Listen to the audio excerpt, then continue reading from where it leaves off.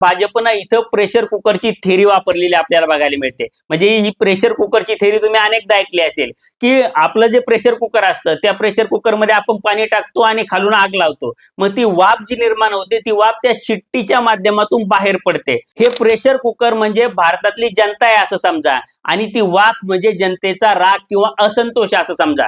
जर ती शिट्टीच आपण होऊ दिली नाही किंवा शिट्टीच्या जागी आपण जर जागा ती सील केली तर तो राग किंवा तो संताप बाहेर येणार नाही, म्हणजे ती वाफ बाहेर येणार नाही, आणि ती वाफ जर बाहेर आली नाही तर कुकरचा स्फोट होऊ शकतो। आणि तेच टाळण्याचा प्रयत्न या ठिकाणी भाजपनं केलाय। म्हणजे कॉकरोच जनता पार्टी नावाच्या शिट्टीमधून भाजपनं ती हवा, तो राग हा व्यक्त होऊ दिला, हे आपण लक्षात घेतलं पाहिजे।